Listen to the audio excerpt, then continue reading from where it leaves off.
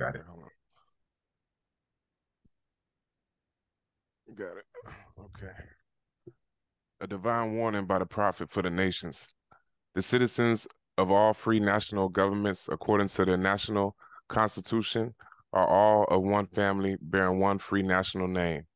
Those who fail to recognize the free national name of their constitutional government are classed as undesirables and are subject to all inferior names and abuses and and mistreatments that the citizens care to bestow upon them. And it is a sin for any group of people to violate the national constitutional laws of a free national government and cling to the names and the principles that delude to slavery. I, the prophet, was prepared by the great God Allah to warn my people to repent from the sinful ways and go back to the state of mind of their forefathers, divine and national principles, that they will be law abiders and receive the divine right as citizens, according to the free national constitution that was prepared for all free national beings. They are to claim their own free national name and religion. There is but one issue for them to be recognized by this government, and of the earth it comes only through the connection of the Moorish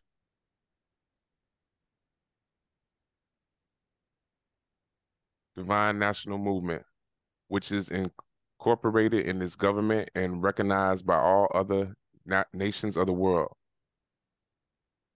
And through it, they and their children can receive their divine rights unmolested by other citizens, that they can cast a free national ballot at the polls under the free national constitution of the state's government and not under a granted privilege as has been the existing conditions for many generations. You who doubt whether I, the prophet, and my principles are right for the redemption of my people, go to those that know law in the city hall and among the officials in your government and ask them under an intelligent tone, and they will be glad to render you a favorable reply, for they are glad to see me bring you out of darkness into light. Money doesn't make the man. It is the free national standards and power that makes a man a nation. The wealth of national governments, gold and silver, and commerce belong to the citizens alone and without your national citizenship by name and principles. You have no true wealth, and I am here by calling on all true citizens that stand for a national free government and the enforcement of the Constitution to help me in my great missionary work, because I need all support from all true American citizens of the United States of America.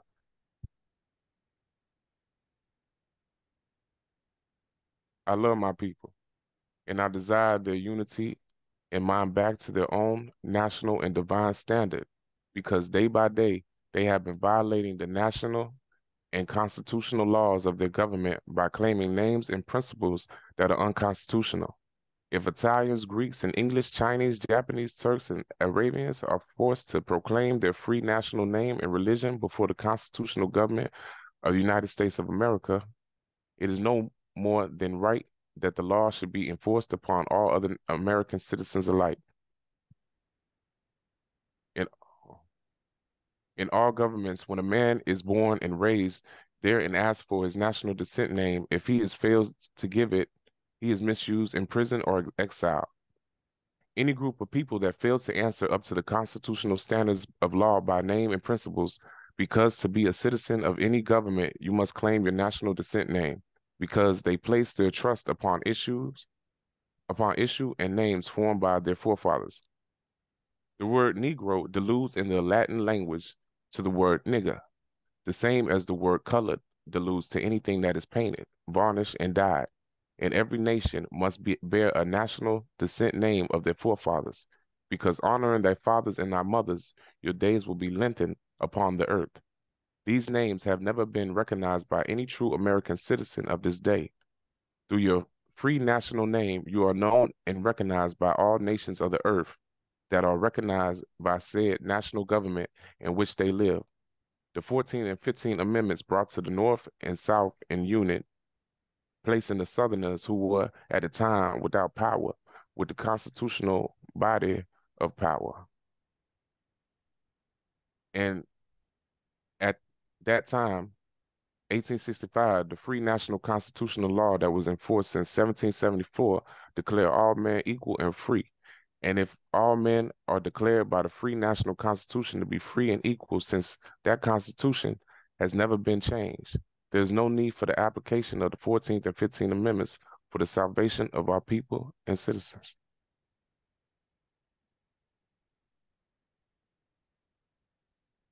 So there isn't but one supreme issue for my people to use to redeem that which was lost, and that it is through the above statements, then the lion and the lamb can lie down together in yonder hills, and neither will be harmed, because love, truth, peace, freedom, and justice will be reigning in this land.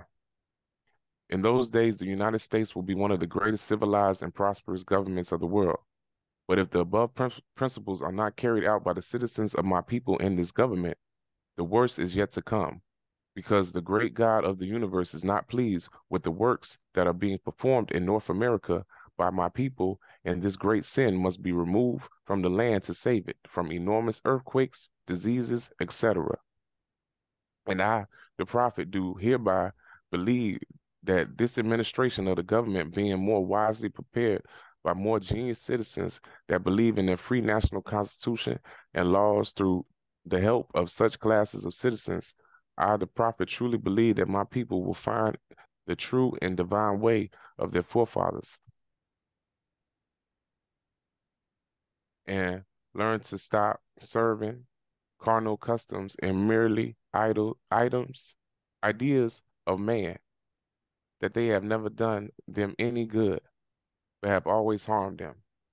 So I, the prophet, am hereby calling aloud with a divine plea to true American citizens to help me to remove this great sin which has been committed and is being practiced by my people in the United States of America, because they know it is not the true and divine way, and without understanding, they have fallen from the true light in the utter darkness of sin, and there is not a nation on earth today that will recognize them socially, religiously, politically, or economically, etc.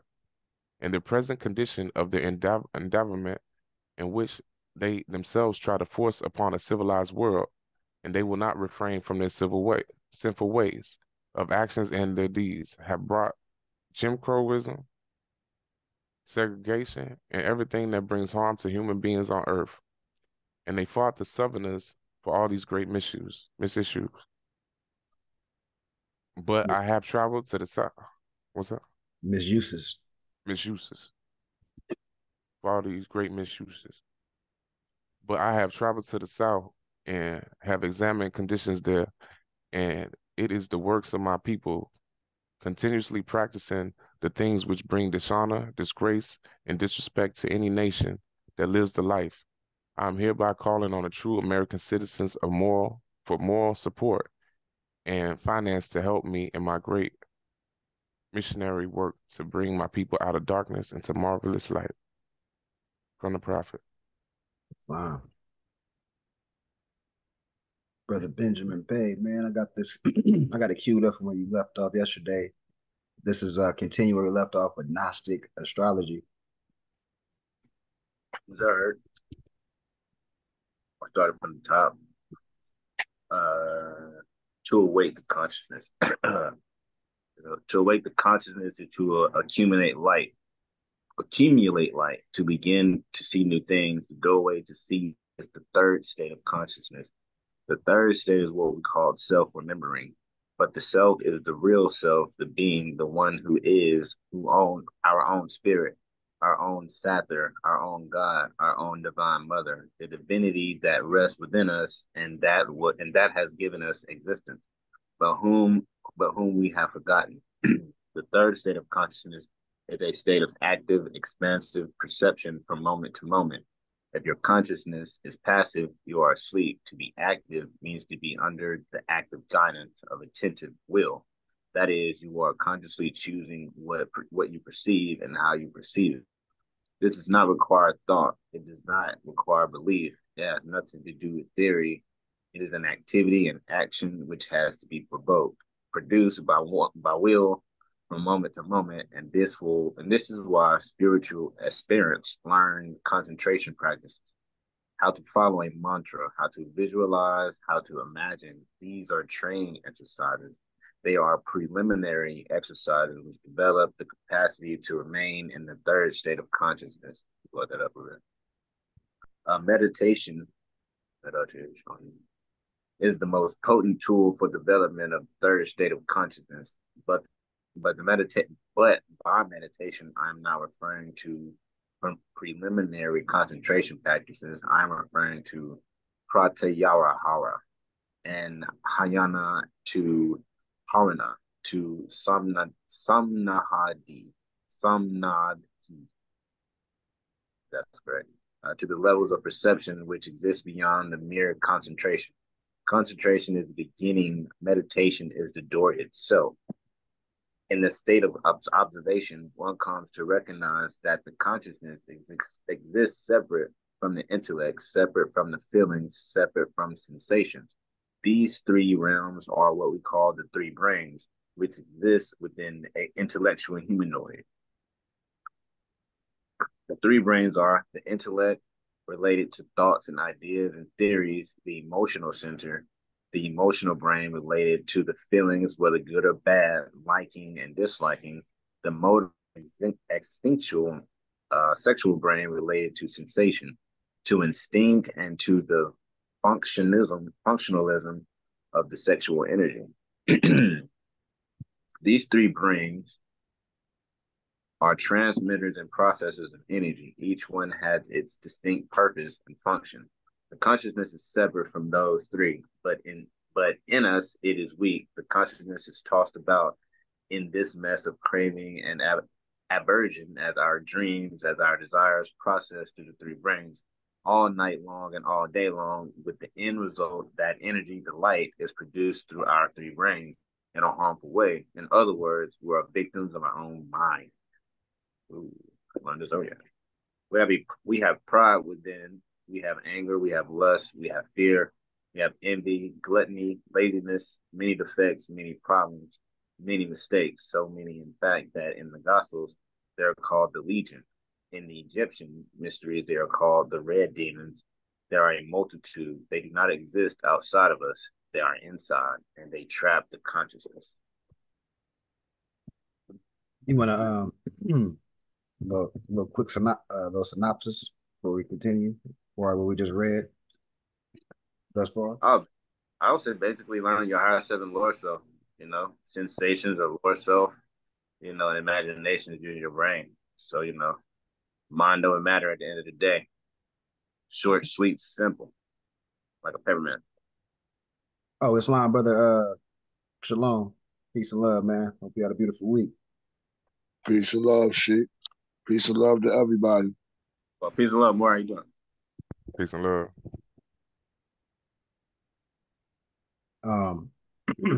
Did anybody else want to give like what they got out of that thus far, what we read? What stood out to them?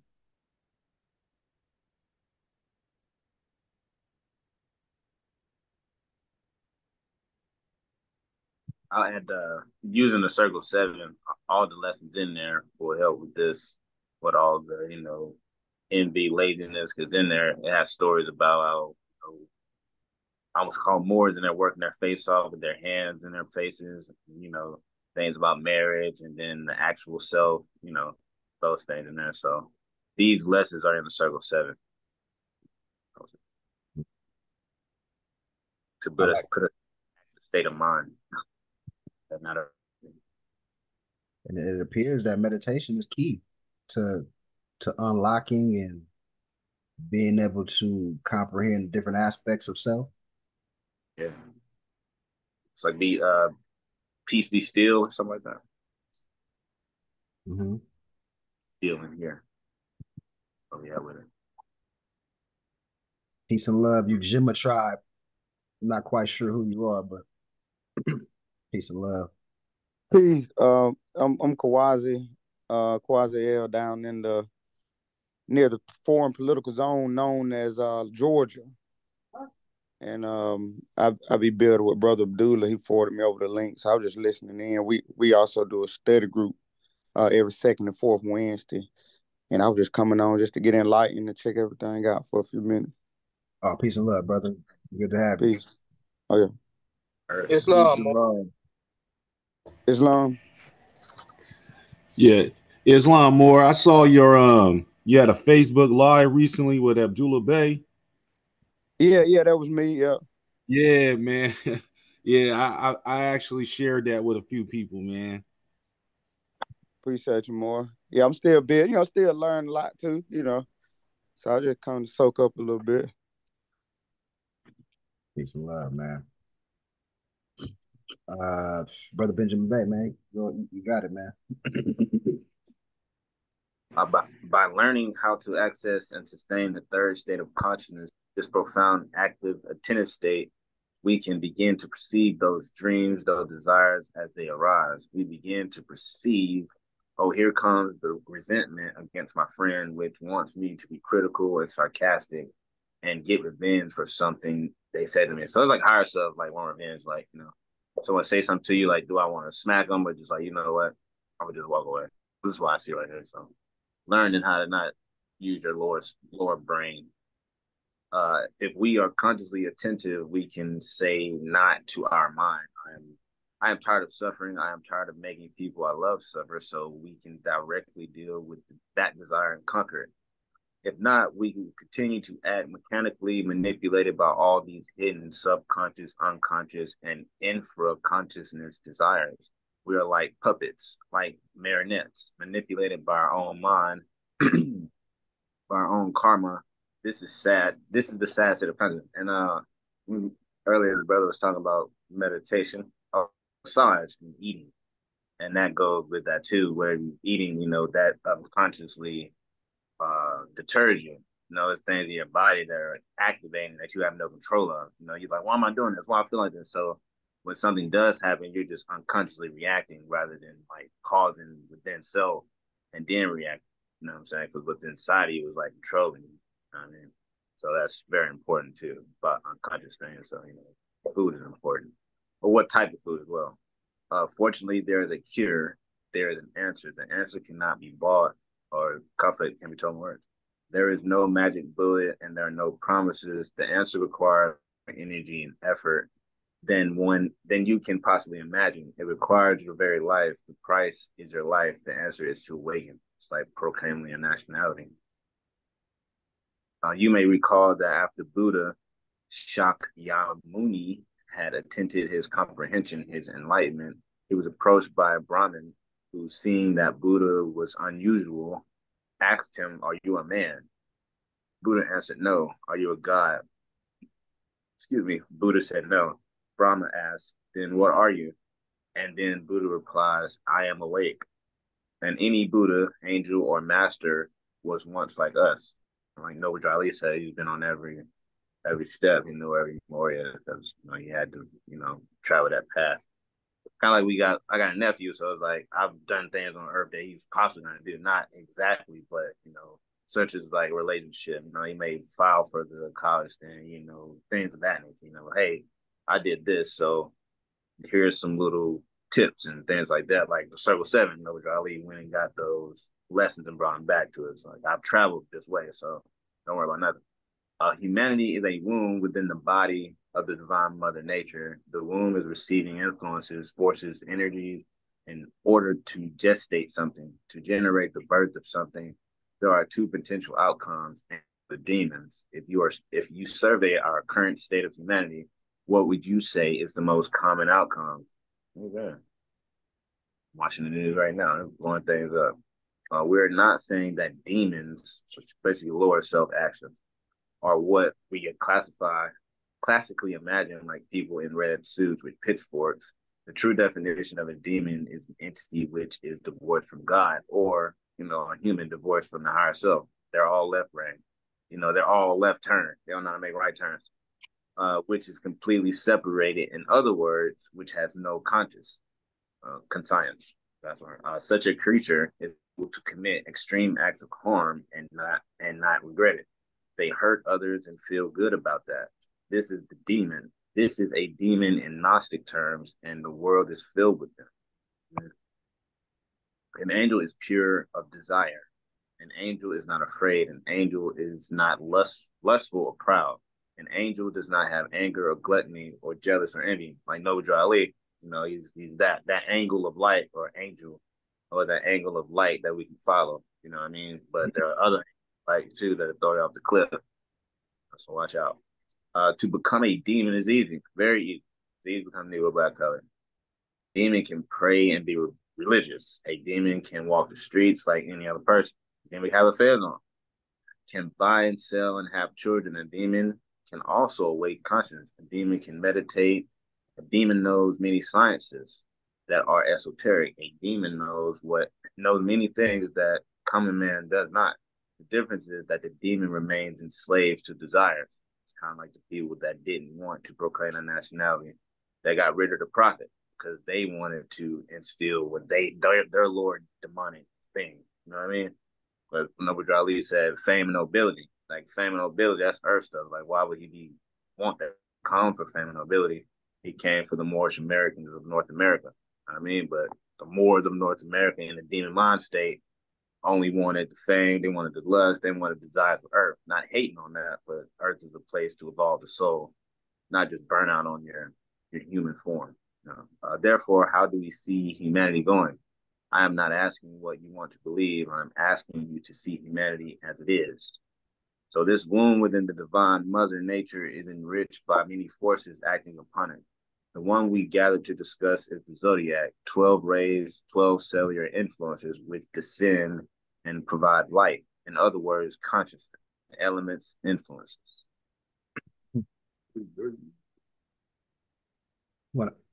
Anybody want to chime in and marinate on this segment before we continue? I see a lot of parallels with Circle 7 in here. And this book is called Esoteric Astrology. It's not a Moorish book per se, just ancient information. And once again, we see how Noble Drew Ali was well studied once again and took elements of different large bodies of works and compiled them into one-liners in the Quran, right? Higher self, lower self is in here. A demon is not necessarily bad. It's just one that stays in the lower self realm. Right? That's what I'm getting from the brother was reading. Like how you use the demon. How you use the demon, right? How you not to cut you how you use your intellect and the body. You know what I'm saying? The body, the lesser light of the God. So he said, like, a demon can have children, a demon do this, but also a demon can do demonic things. But those were demons that went after the Noble Drew Ali with the knife. No? Right. That's a heavy one right there. Anybody else have any other thoughts before we continue?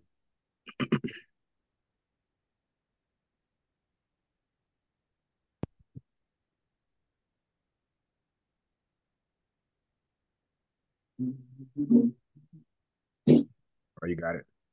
All right. Where does light come from? Where do our own consciousness come from?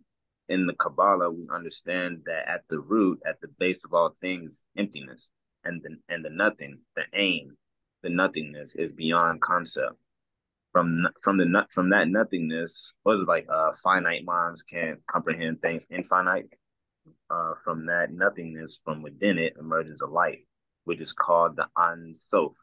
Ein Sof means limitless light. The Ein Sof is the being of our being, our own inner star, a drop of that vast nothingness. That drop extends itself and projects a light, a ray, which in Hebrew is called the Ein Sof. Gurdjieff called it the ray of Akadi Nanak. The Aztec called it Quetzalcoatl. In Sanskrit, it is called Avalokiteshvara. In Tibetan, they call it Shinrin-zig. In English, we call it Christ. There you go. Sheesh. Shut up, bud. This light, this cosmic Christ, the light of the world, is the root of existence. The root of the light, the root of life, the root of all things is not a person. It is an energy, a force, and intelligence. That ray, the light itself, has three aspects. It's kind of like the three brains again. In the Pistis Sophia, these are called the three amens. In Greek, there are the three logos. Logos means words. We are studying astrology, astrologos, or in other words, the word in relation to in relation to the stars, in relation to the heavens. The three logos, the Trimurti, Brahma, Vishnu, and Shiva, the Father, the Son, and the Holy Spirit, reminded me of CM Beck. Is my saying that? The generator, operator, destroyer. Anyway, I heard that. Holy Spirit Trinity and the Trinity Unity and Triunity, a 3-in-1, which in Hebrew are Kether, Chakma, and Binah. These three as one are the cosmic Christ itself. They are God, the Father. These three would give rise to the Kabbalistic world of Azil, which is the world of archetypes. These three are the root of all manifestation. They are the first manifestation. All right, can we stop there and marinate on that paragraph? So we got the Brahma, Vishnu, Shiva. You pointed out, because that's where my mind went. That's why I was laughing. I'm like, you took it right out of my mind, man. Generator, operator, destroyer. And don't we got cardinal, mutable, fixed? Yeah. Right. And Brahma is Ra, like Ra is fire. Fire, air, water. Fire, air, water. Fire. Right. Oh, Brother Abdullah, peace and love, man. Peace and love, Brother Abdullah. Peace and love. When we look at All right, go ahead.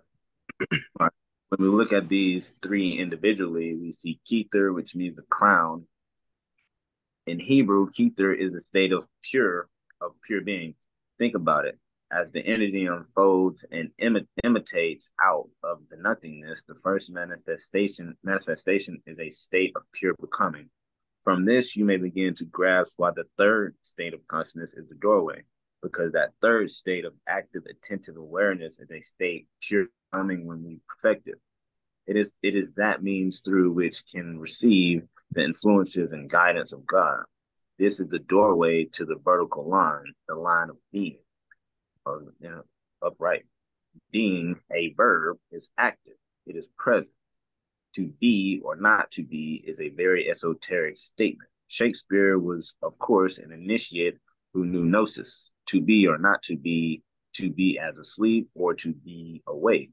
When one learns how to be, and when one learns how to be present, to be active, to abandon the stale process of thinking, 14th Amendment, to abandon the identification with subjective emotion, definitely Black, to abandon the enslavement of sensations one can be, therein lies peace, knowledge, and understanding. Shout out to John through the doorway of third state, when we become actively attentive and aware, our own inner God then has a direct connection to assist us. That's like fruition, if I'm saying that right. Fruition. That connection is multifaceted, but it has its primary venue, what Desecrates called the seat of the soul. Okay, oh wow, that's great. The pineal gland, which is in the center of the brain. The pineal gland is in charge of our endocrine system. It is that mysterious and beautiful leader that manages our metabolism, which manages melatonin, manages our process of sleep. And that goes back to brother doing the massages. When you're breaking down that tissue and things like that, you're sending signals to the brain. You know what I mean? You're relaxing the mind, and when you relax the mind, you relax the body. But, when you press it down on certain areas and things like that, and then the foods as well. While he's doing that, the food is processed. So that's the food that's digested. When he's rubbing the person, it helps that. And after you eat, you should go on like a 10 to 20 minute walk to assist your food digestion. Because most people, when they eat, they sit down. Like I ate something small, but still, I can get up and like fall back and forth for something like 5 to 6 minutes to assist my stomach digesting my food, so you don't feel bloated and all that. But sleep. This is key. The pineal gland manages the sleep of our physical body. It produces drowsiness. Not only that, the pineal gland is made of the same tissue as your eyes. The pineal gland is the third eye. The pineal gland is the root of clairvoyance. It is the gland that is activated in meditation. When you close your eyes and see darkness now, then when the pineal becomes active and inflamed, when the fire of the Holy Spirit with the fire of Christ, you close your eyes and you see light. You see the superior aspects of all things. That's kind of just breathing, spirit, breath. So close your eyes, in the nose, out the mouth. Full belly, empty belly. The pineal gland is governed by Aries. And Aries is the head, so that makes a lot of sense. And Brahma, B-R-A, you got the R-A, Ra. Ra is affiliated with the sun, and that's fire. You know what I mean? So our brain is like, that fire is the starter, because we got to think of something first and then we do it. And that thing is like that, like the lighter. You click the lighter and then you put the lighter where you're trying to set on fire. You know what I mean? So, we think and then we direct our areas. But, depending on your diet, and your habits and your lack of meditation, your areas can just have you, like fire. It's uncontrollable. Once it's lit and not a controlled space, good luck. The symbol of Aries is the ram. A ram is the male sheep who has not been castrated, meaning that a ram has all of its masculine force back. He is virile. He is dominant. He is strong. That's like Aries. You know what I mean? Very dominant, strong, pioneering, but too much of that, you can end, in a box somewhere. And of course, the ram figures significantly as the most of our world's religions. Why? Why is Christ called the Lamb of God? Why is the blood of the lamb so significant in Christian mythology? Because Aries is a sign of fire, and Mars rules the blood as well. Blood is red. Kind of like that flag behind the rules, red. So you got the love on top of but the passion is fueling the love. You know what I mean? Type of kind of work hand in hand. Because Aries is a sign of fire, it is a sign of strong, positive forces.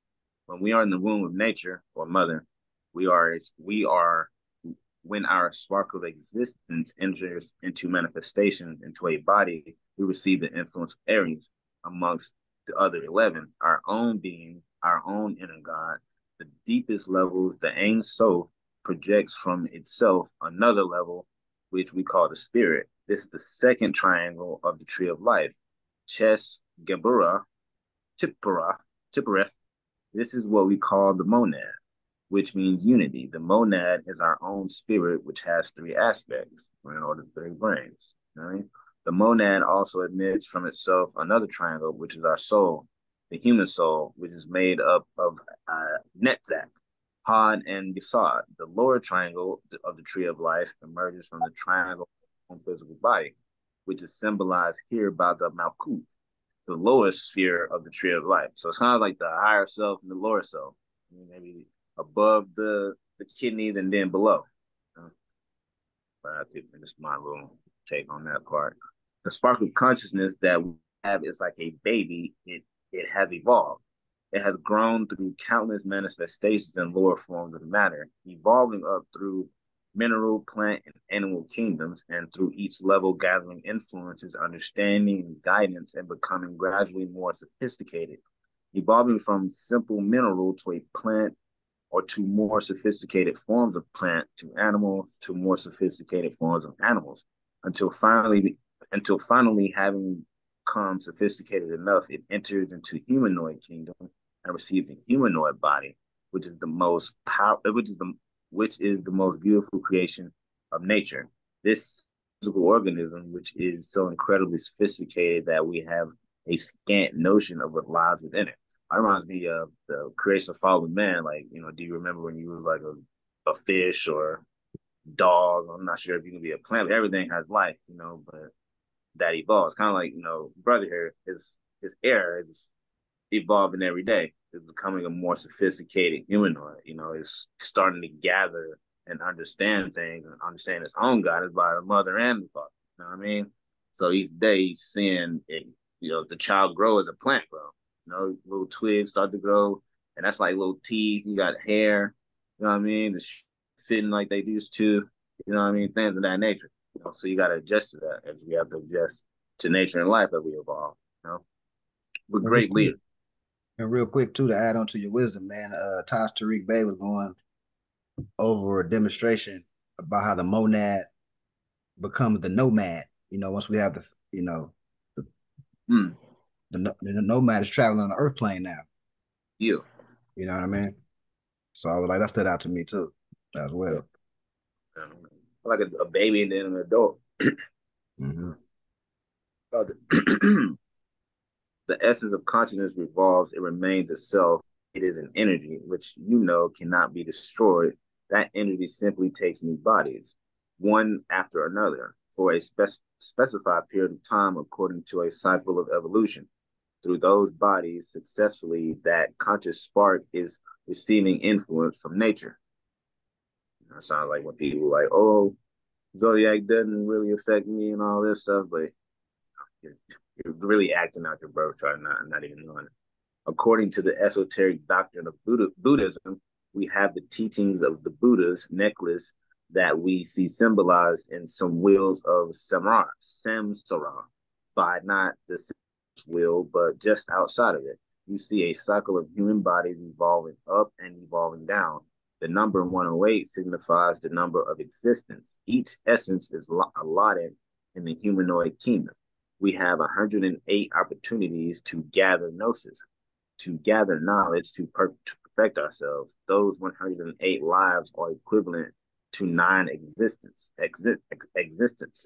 in each of the 12 signs. In other words, our consciousness passes through each sign of the zodiac in its progression. In its development, excuse me, we have within ourselves those influences, the elements, the knowledge, the potentialities. So what I get from that is whatever zodiacal sign you were begotten or born under, you have those elements and knowledge and potentialities, but knowing of it or knowing the zodiac, you can't really open that key or open that door of the monad and become the nomad of a Cancer or Leo or Virgo, whatever it may be. You know, he's kind of getting drug along while being that zodiacal sign. But the soul is here to learn that zodiacal sign within the world. So, say, oh, Cancer, I have to learn the Cancering things to, you know, evolutionize myself and to help Earth, you know, because I have some karma I got to do here. So it's the reason why I'm here. You know, I have 108 opportunities to figure out, you know, myself from within, you know, and bring out that inner gnosis, you know, that is to shine and help the world. So you're not trying to be like, you know draw anything, but you come here to, you know, assist and help. You know, don't be a bad demon, so to speak. But that's what I get from that.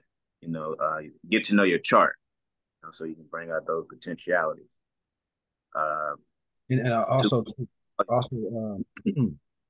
what stood out to me was the 108 lives are equivalent to 9 existences. And you know, back to 108 is really what? 9. Really 9. Right. So Okay. that stood out to me as well. Yeah. I remember the I can't think of it. Seeing Bay's book, Clock of Destiny. Right. The order 9 and all that, and 9 being the most completion and mom and all that. So yeah. Look at this form of angle.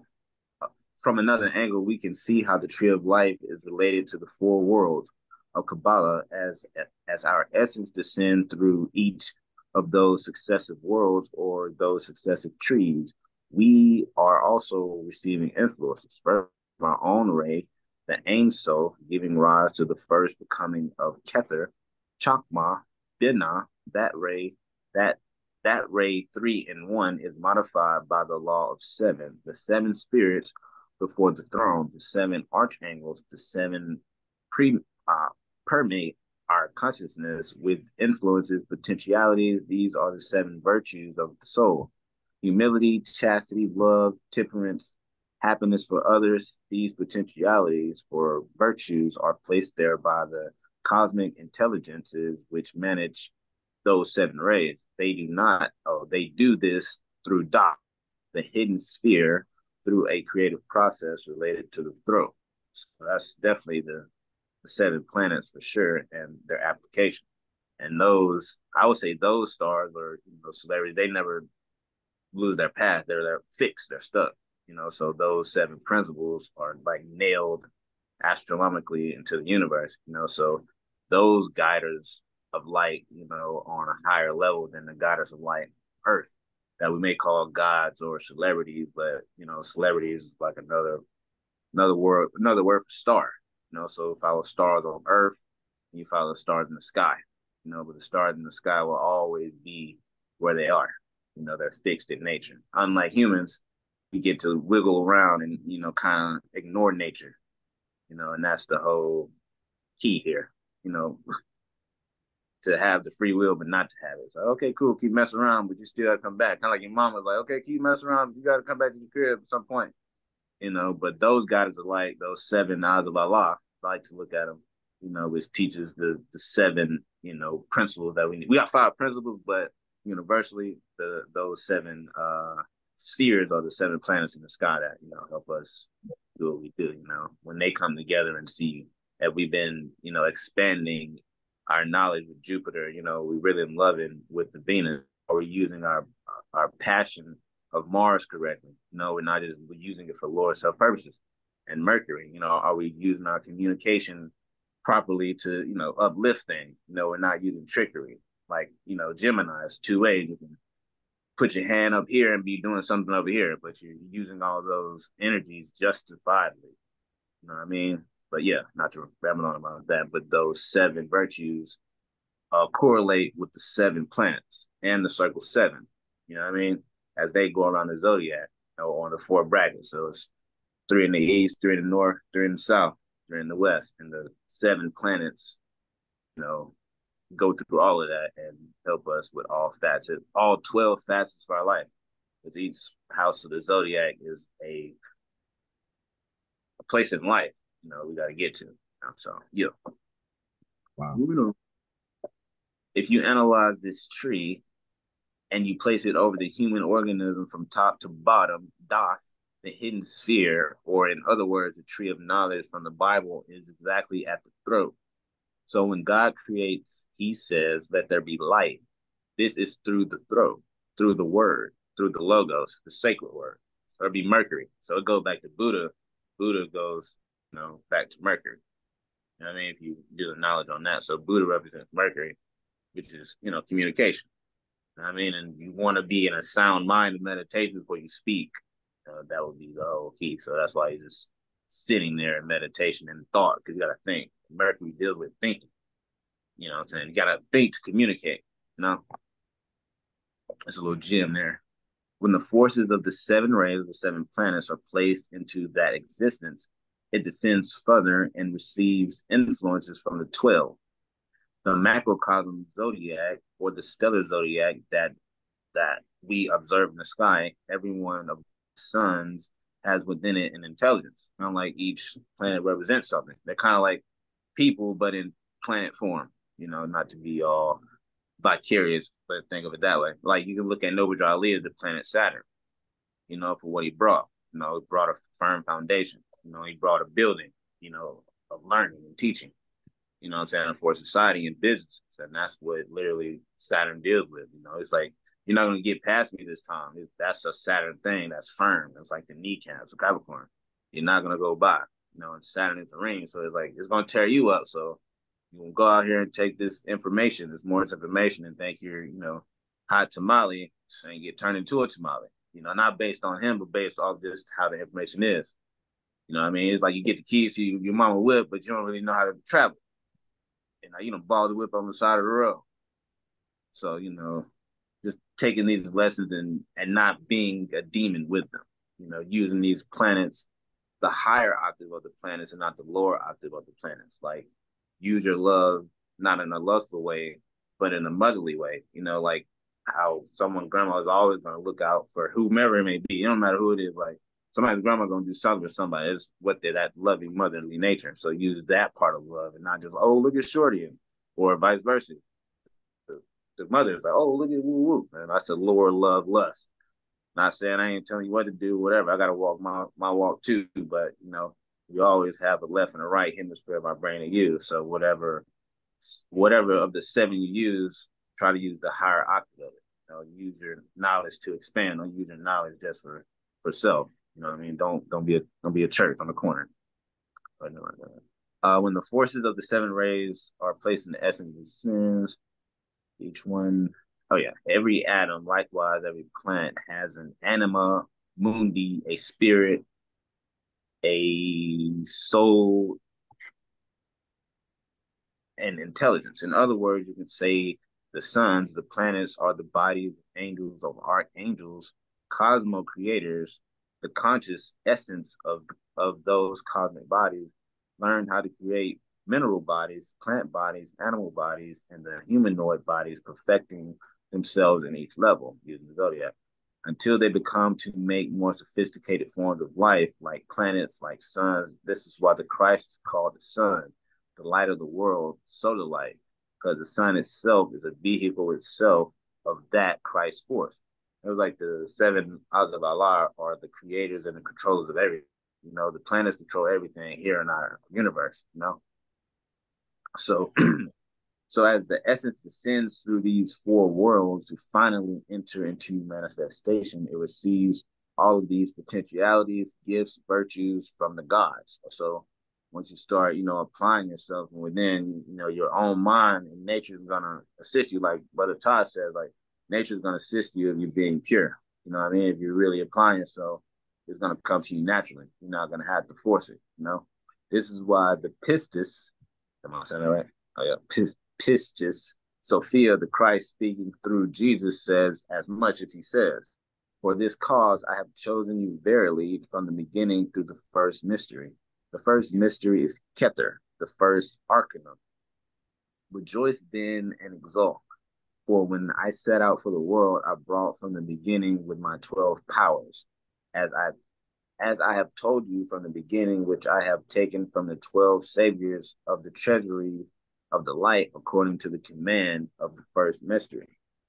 The 12 saviors are the 12 masters, angels, gods, divas, Buddhas, who were human beings, who elevated themselves to the degree of sophistication. And that really sounds like the Circle of Seven, for sure.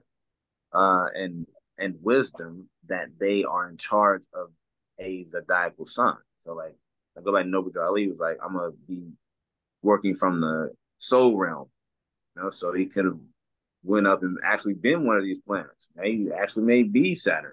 You know what I mean, from reading this, you know, and the sun may be someone, and Venus may be actual, you know, being looking down upon us. Like, whoop, it's kind of wild to think about it like that, you know. But hey. Yeah, I agree with that. Cool. Islam more for sure. Thank you. It is their duty to deliver the ones of the stellar force to all the creatures that exist in the inferior levels and to guide them. So that'd be, yeah, for sure. To assist them. That's what the silent mystery of the brotherhood. To those are the 12 saviors who deliver unto the Christ the 12 powers. The 12 powers are those virtues. And then we know what Ali said, they're living off your virtues. I mean, so, you know, if you know yourself, you know your virtues. Come on, Scoot. We can close out for this section. But I was thinking, man, the whole as above, so below principle. Because if I'm a Virgo, I'm really saying I'm Mercury, right? You looking at Mercury, right? So I'm looking at you the moon, right? Yeah. You know what I mean? I'll be archetype. You know what I mean? Yeah. So whatever, you know, the virtues of the moon. So, you know, be more attracting things than protruding, you know, kind of like water. You know what I mean? And tree is like very critical. And that's for us, like, you know, the digestive system. You know, that's where that is. It by design, it's putting things in the departments, you know what I'm saying? So you take that application to self. You know what I mean? So, okay, cool. You know, be organized like my digestive system, you know, small intestine, big intestines, you know what I mean, liver, kidneys, and all that stuff, and how you know, the digestive system gets all that and does it up. So, I mean, just like this, you always tell me, like, hey, I put something together, and we got to go gather that information, make it flow, got the profit first. All right, boom, we're going to this, boom, we're going to that. It's very Virgo in nature. You know what I mean? Just like now, you're like, hey, hold on, brother, we're gonna shift gears here. You know what I'm saying? Because you're like, okay, we've done this. Boom. I'm being critical, but not critical. You know what I mean? So yeah, for showing that Mercury, you got to communicate that. You're like, hey, brother, this. Oh, for sure, this. Like, boom. So, and you're not using that in a scanty way. You know what I mean? Sure. Right. And then and two, also to add on to the wisdom, everybody collectively in the Zoom call right now is a universe, right? Because Yep. everybody, it's different planets right here hovering in the same sphere. This is, you know what I mean? Yeah, that's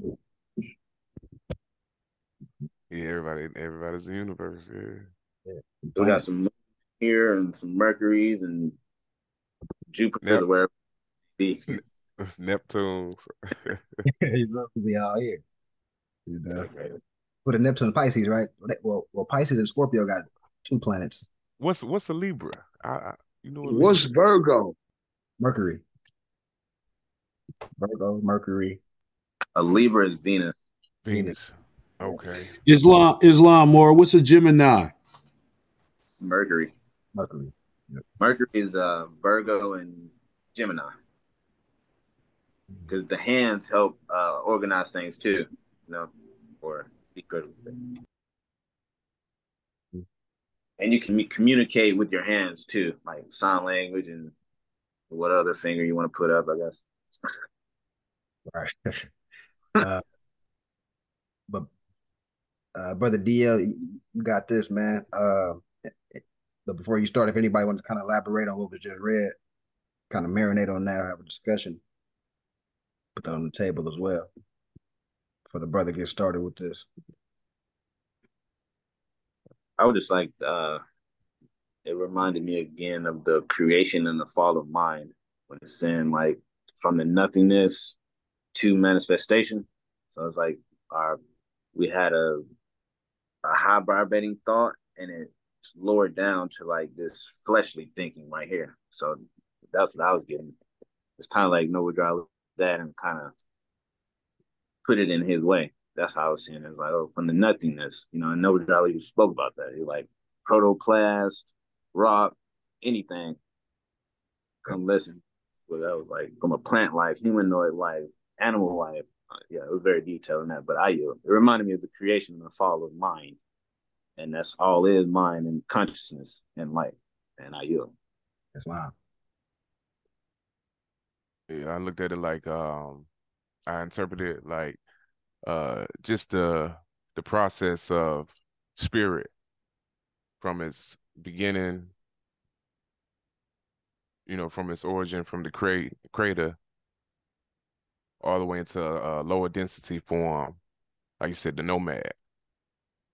And yeah, I like that right there. Wow. Islam.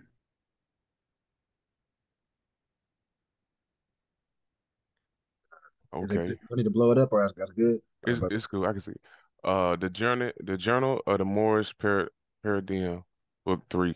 As mentioned in the previous issue, when Benjamin Banneker designed Washington, D.C., the science of the zodiac was incorporated into every aspect of its design. In the patterns made by the streets can be found the symbols for all the planets and the signs of the zodiac. Also, there are streets that line up with the sun during the vernal equinox, the autumnal equinox, the summer solstice, as well as the winter solstice. It is designed to be the universal apprentice hall of the science of government, also referred to as the North Gate, as the North Star Polaris.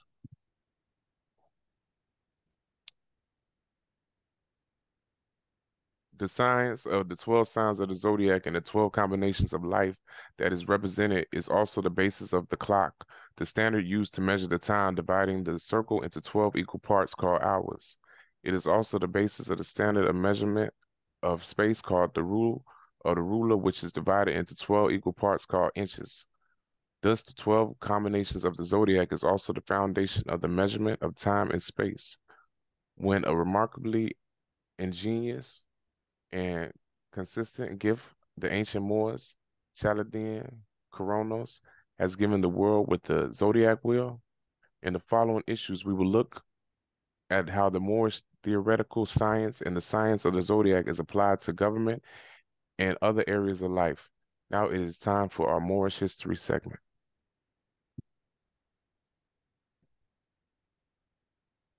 See, I need that picture. I need that picture in my room, man. Fire. Okay. Oh, Drew Ali. Okay, in this issue's Moorish history segment, we'll look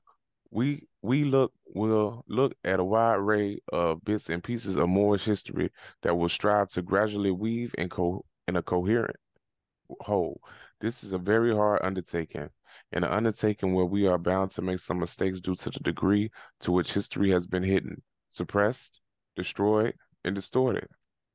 I ask that in any area where we may make a mistake to please write me and bring it to my attention. I do not claim that my historical research is infallible, and I will make public any mistake that I realize or that has been brought to my attention. That being said, here is some information I found in my researches or was sent to me by our informal information network that is truly international in scope. Okay. Notice the crown on Noble Drew Ali's head is called the Fez.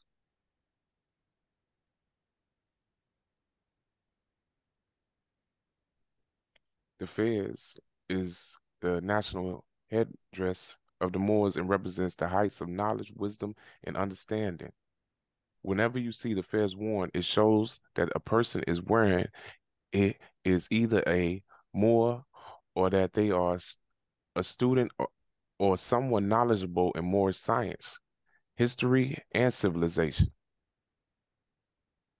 This is a picture of Deuce Muhammad Ali. He was a Moor and had a very strong influence on Marcus Garvey. Noble Drew Ali referred to Marcus Garvey as a sort of John the Baptist, who came before him in order to prepare the way. Marcus Garvey traveled extensively throughout the dominions of Axum, the Americas, the Caribbean, and Africa.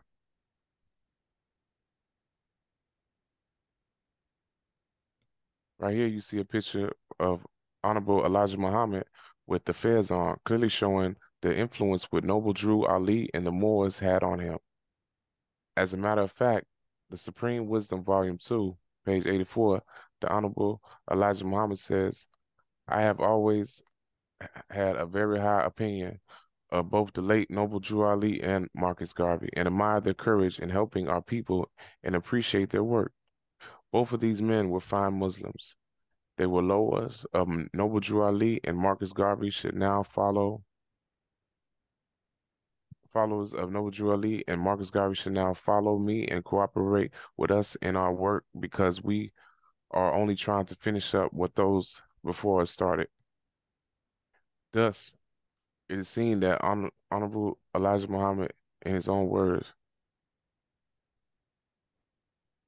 felt that only carrying what Marcus Garvey and Noble Drew Ali had started before him. Picture of C.M. Bay wearing the Fez, national headdress of the Moors. C.M. Bay was a student of Noble Drew Ali and Masonic science. Below has a picture. It says that he is a 3rd, 33rd, and 360-degree Master Mason. It was C.M. Bay who openly revealed the fact that Moorish science originally was not religion in the present sense of the word, but was in fact natural science and a way of life based on mathematics scaling from 0 to 9, the science of zodiac and geometry. He built upon the foundation laid by Noble Drew Ali and wrote Clock of Destiny Books 1 and 2 and Circle of Life. He also filled what he called the Zodiac Constitution federal government between 1947 and 1951. Right, the Fez is a symbol of wisdom and power that goes hundreds of years into the past. In this picture, you have a group of bronze Phoenicians, ancient Moorish navigators. They are all wearing the conical national headdress of the Moors called the Fez and also named the Heman. So this word called Phoenician, and Phoenician. That's what foreigners called our people because the Moors created phonics or phonetics rather, basically letter, grammar, linguistics. Wanted to add that in there.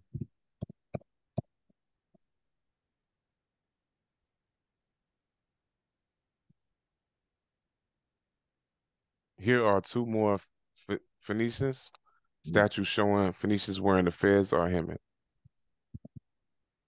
And also too, look up, you can just for reference points when we're talking with people, general man and woman, you want to show them these things because these are like statues and artifacts that are in BC time, dealing with the Carthage.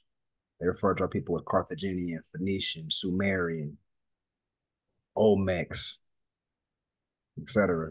All got fezzes on in BC time. Wanted to add that as well. Oh yeah, there it is. Wow. Here's a picture of the ancient Moors known as the Assyrians, Cushites, wearing the fez. Separation of Ham and Cush we talked about last week. Right, right. Cushites ultimately came from that. Same people. Here are the statues of the ancient Moors called the Hittites, Canaanites, and the inhabitants of Cyprus. Notice that they are all wearing the fez. Noble Drew Ali said the ancient Canaanites, Moabites, Hamites, Cushites, Hittites, etc. were all ancestors of the inhabitants of North and West Africa, including America's dominions of Axum. Maxim.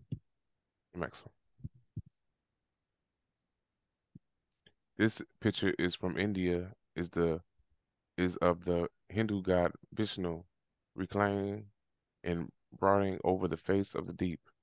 He represents the preserver or sustainer of creation. Notice that he is wearing the fez. Right, more reference points. Because remember, this is the uniting of Asia, so we should take any nationality of people on this planet and direct them to their Moorish ancestry for unification purposes of today in real time. Something we can unite behind. Because we know Vishnu dealing with people dealing today, Hindustani people, right? Will identify could relate to you breaking this down, right? Quote unquote Indian, Pakistani, Malaysian, Moro people. Right? All right, you got it. Okay. Left is the picture of Narmer Menes, the first king of United, the so-called White Crown of Upper Egypt. Again, is the fez. On the stela is the bull motif representing the age of Taurus. This was the age in which male rule and institution of the divine kingship was established by the ancient Moors. Prior to this was the what's that? Matriarchal period. This mural shows the ancient Moors called the Elamites. Notice that they also wore a fez, the same as that of the white crown of Upper Egypt. It was said by some of the Moorish elders that the fez was originally white. According to the book of Oaspi, the fez became red when an ancient master refused to reveal the secret of his psychic abilities. He was thrown into a lion's den, and his blood dyed the white fez red. Thus, the fez also came to symbolize one who is faithful even unto death. This is also symbolized by Hiram Abiff in Masonic ritual. Left is a picture of a Toltec king wearing the white fez inherited by the Toltecs from the earlier Olmecs.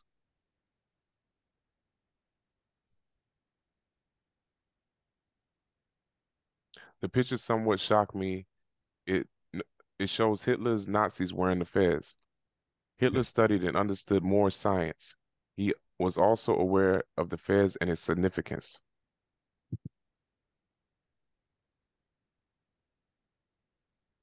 This is J. Edgar Hoover, head of the FBI for decades. He is seen here wearing the fez. On his fez is a crescent moon and a star with a Shemitah sword above it. According to C.M. Bay, the crescent moon and the star represents the Moorish woman and child. The sword above it represents the persecution of the mother and child. The crescent represents the mother or widow in Masonry, as well as the intuitions teaching Islam amongst our people in this hemisphere. The star represents the child, the so-called new Moors, those being born into Moorish science in the book of Revelations, says.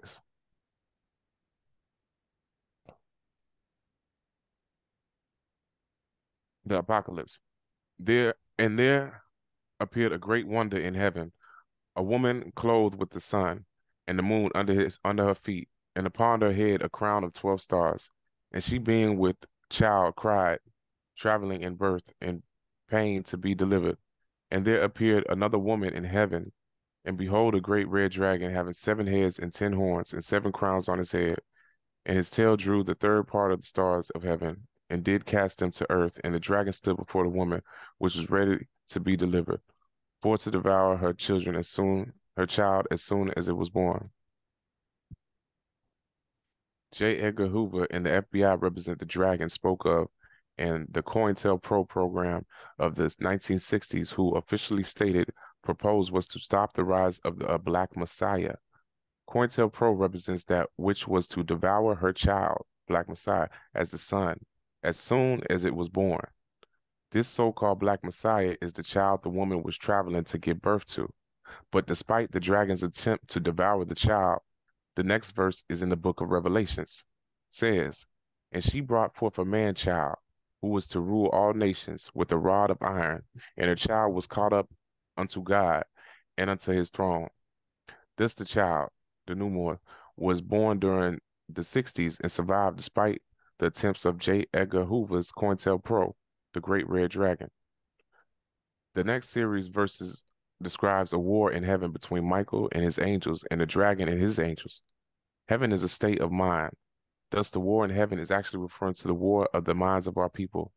It is a war of the paradigms, the new Moors. Paradigm is now slaying the dragon, and his paradigm is being cast out of heaven from the minds of our people.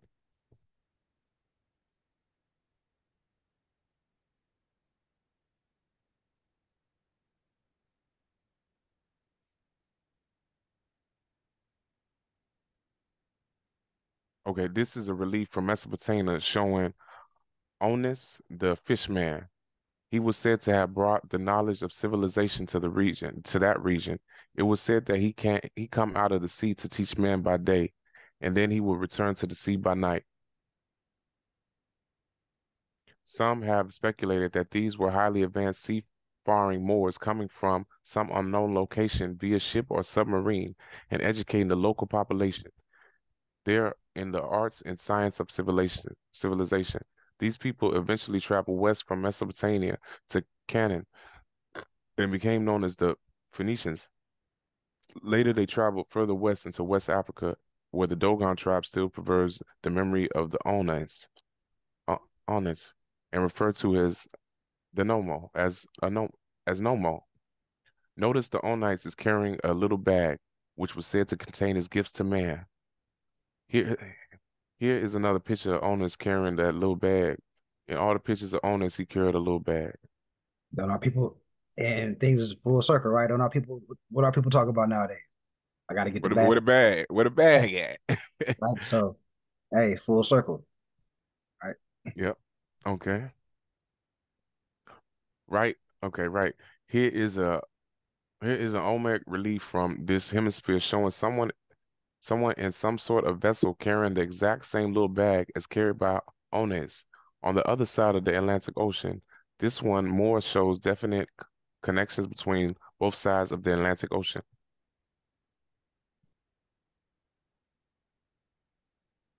Here is a picture from Chisolquitán, Mexico, showing colossal statues. If you look closely at what is in their hands, you will notice that they are once again carrying that same little bag. The civilizations all around the earth was forged by the ancient Moorish navigators. Also notice that feathered crown they are wearing is the same as that was worn by the Persian noble in the picture on the right. right? So the original Persians would be the Moors, right?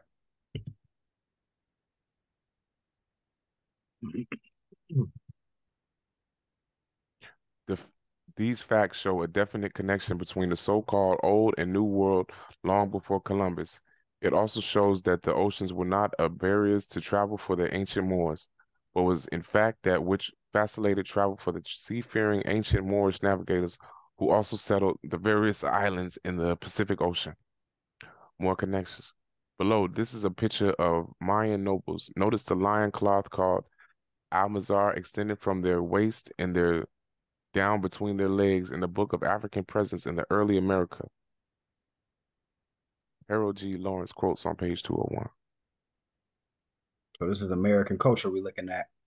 Mayan nobles here in America.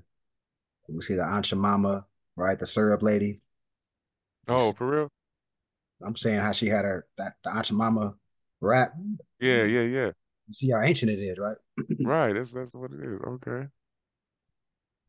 It's in the DNA. Yeah. She's in the DNA, Like a turkey. Ancient. Mm-hmm. And we see turkeys too, right? Mm-hmm. A couple of turkeys. That's where you get the expression they call our people the Turks and things of that nature.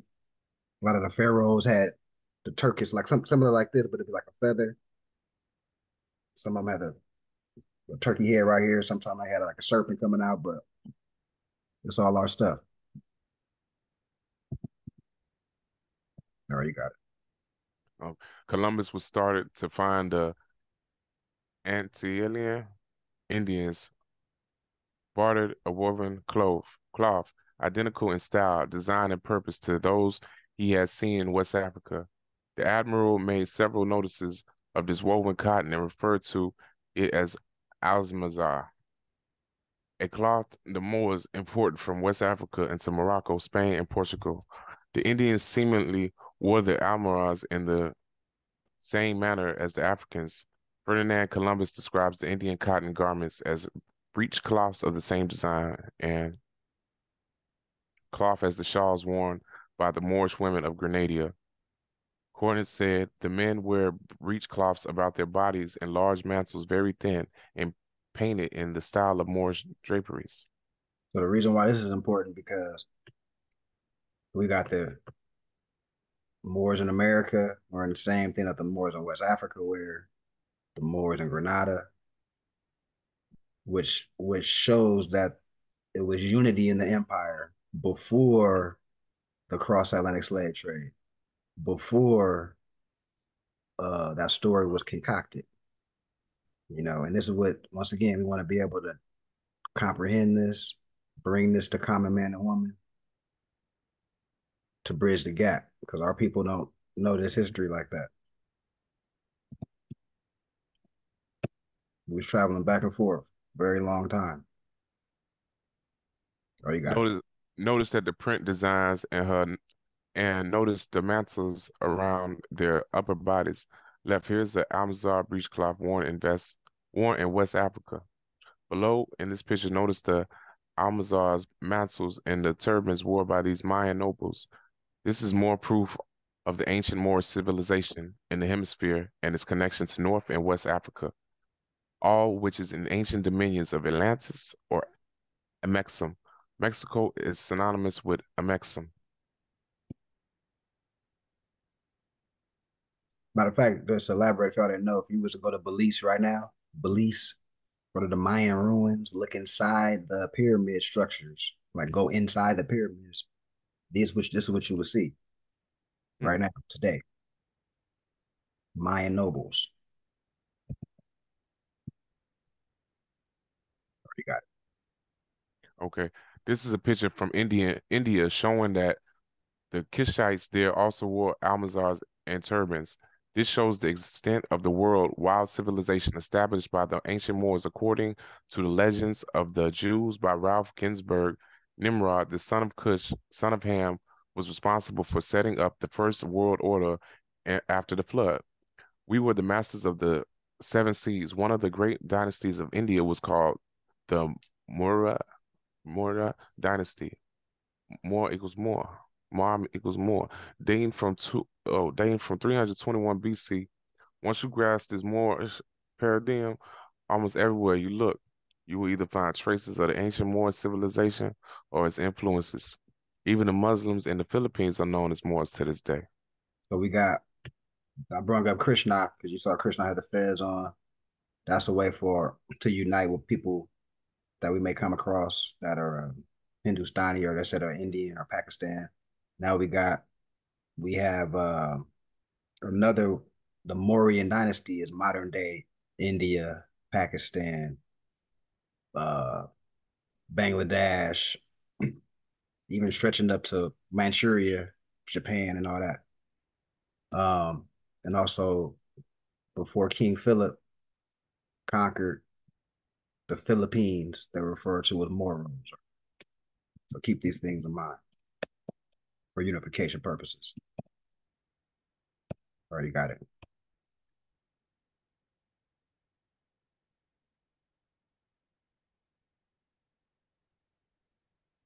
You got it, brother. I think you had a Moorish influence